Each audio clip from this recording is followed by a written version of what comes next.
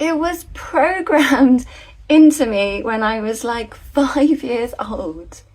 Isn't that insane? The original meaning of spinster was in reference to a woman who spun thread or wool for a living. Centuries ago, it was very rare that people married for love. They married for economic security.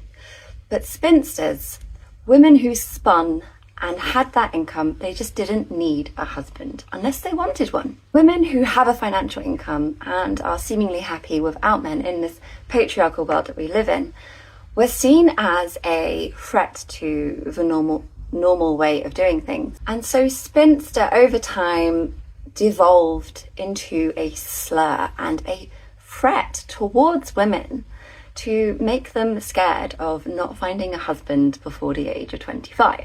After spinsterhood, the next one up, which I think is your late 20s, is a fawnback, which, as one of our interviews, KB, puts it, is just devoid of all femininity. A fairy tale that we all heard when we were young girls that involved spinning wheels and spindles. Obviously, I'm talking about Sleeping Beauty. She was cursed at birth by the evil fairy who said that she would prick her finger on the spindle of a spinning wheel when it was 18 or something, and would have to await true love's first kiss to awake from her slumber. Isn't that interesting? When you think of the fear built into women who spun thread, who didn't need a husband, who spent their days working a spinning wheel, probably prick their fingers on these sharp spindles all the time. Sleeping Beauty's curse is to be asleep, is to be void of life, void of her own agency, until a man picks her and wakes her up.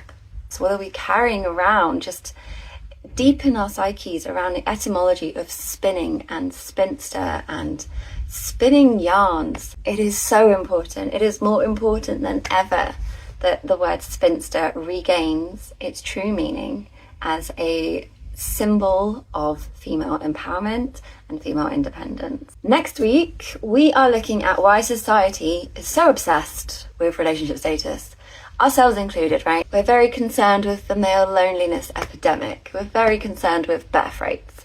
Why is that?